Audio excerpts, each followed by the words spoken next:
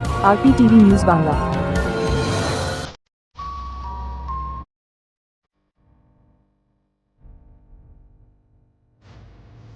গতকাল বিস্ফোরণের পর রাতে বজবজ এবং মহেশতলায় প্রচুর বাজি বাজেয়াপ্ত করে বজবজ ও মহেশতলা দুটি থানা মিলিয়ে মোট 34 জনকে গ্রেপ্তার করেছে পুলিশ।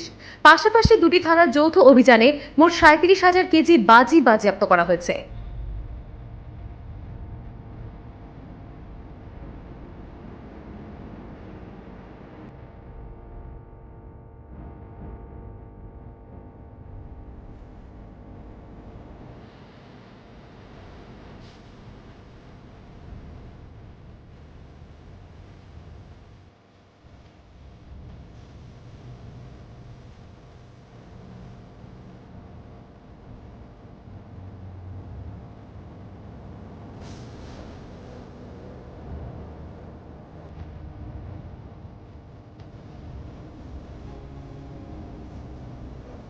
ঘটনা নর্মাল দুর্ঘটনা ঘটেছে। এটা তো বাজি না, এখানে বাজি তৈরি হয়। এবার সেক্ষেত্রে এটা অবশ্য আমাদের কিন্তু মহেশতলা এলাকার মধ্যে পড়ছে। এটা অ্যাকচুয়ালি চিংড়িপোতা পঞ্চায়েত, এটা বজবজ বিধানসভার মধ্যে পড়ে। তো যাই হোক, দুর্ঘটনাটা ঘটেছে।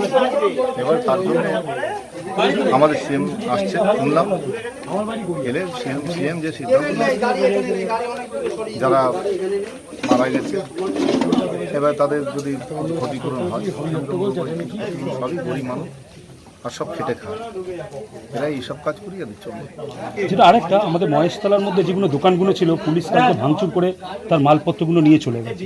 দেখেন, এটা প্রশাসনিক ব্যাপার। তবে আমি মনে করি যে যারা প্রকৃত দোষী তারা ধরা পড়ুক, তাদের ধরুক, কোনো আপত্তি নেই।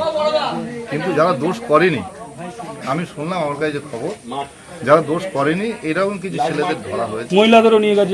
হ্যাঁ শুনেছি মহিলাদের ধরা হয়েছে। এগুলো আমার মনে হয় ঠিক নয়। তো এগুলো দেখুন। এবারে কি জানেন, একটা পুকুরে জাল ফেললে যেমন সব বড় মাছ পড়ে না, ঠিক সেই রকম। সুতরাং যারা কোনো অন্যায় করেনি অবশ্যই তারা ছাড়া পাবে আর পাওয়া উচিত। ডিপার্টমেন্ট এসছে, তারা তদন্ত করছে, করে জানাবে কীভাবে ঘটনা, আগুন লেগেছে কিনা। কেউ তো সেচি আগুন লাগায়নি। আর বাইজি কারখানা প্রচণ্ড প্রোটেকশন দেওয়া থাকে। কেউ যদি অন্যায়ভাবে কোনো শক্তিশালী মেটেরিয়াল রেখে থাকে, এটা ঠিক কাজ করছে না। আমরা চেষ্টা করবো যাতে এটা সুরাফ হয়। 3 জন মারা গেছে, দুঃখের ব্যাপার। সিএম এর সাথে কথা বলবো যাতে 3 জনকে কোনোরকম সাহায্য বা সুযোগ করা যায়। এমপির সাথে কথা বলেছি, সেও বলেছে তুমি গিয়ে দেখো কীভাবে কী করা যায় কিনা। কাল থেকে আমাদের যারা সমর্থক যেমন থেকে শুরু করে প্রধান থেকে শুরু করে অন্যান্য আত্মীয় শুরু সবাই ছিল কালকে। তারা সারাদিন সারা রাত এখনও পরে আছে, তাদের খাবার নেই, সীমাও আছে, খাওয়া দাওয়া নেই, তারা কাজ করার চেষ্টা করে।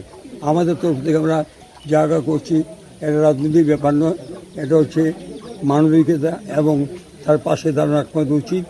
এবং এই বাজি ব্যবসায়ী একমাত্র ব্যবসা যারা বছরে একবার বাজি বিক্রি সারা বছর তারা লাইফ চালায়, এটাই বড় কথা। কী লেগেছে সেইটি বলুক, ফরেন্সিক বলুক, তারপর আমরা বিচার করব ন্যায় অন্যায় কারা কী হয়েছে কিনা। স্থানীয় মানুষদের একটা অভিযোগ আছে, পুলিশ এসে কালকে প্রচুর বাজি মানে উদ্ধারের নামে অত্যাচার করেছে পুলিশ, এরকম স্থানীয় মানুষজনগুলো অভিযোগ করছে। দোকানে ভাঙচুর চালানো হয়েছে, ঘটনা যদি করে থাকে অন্যায় করেছে। হয়তো পুলিশের কাজ সুরাহ করার জন্য হয়তো করতে পারে, কিন্তু না করাই বেটার ছিল। পুলিশ বলছে এখানে প্রচুর নিষিদ্ধ বাজি মজুদ ছিল, সেগুলো আমরা বাজেয়াপ্ত করেছি। পুলিশ বলছে এখানে প্রচুর বাজি বাড়িতে বাড়িতে নিষিদ্ধ ছিল। দেখলাম, শুনলাম, মিডিয়া শুনলাম, কি হয়ে যাবে জানি না, স্পটে না গেলে বলতে পারবো না।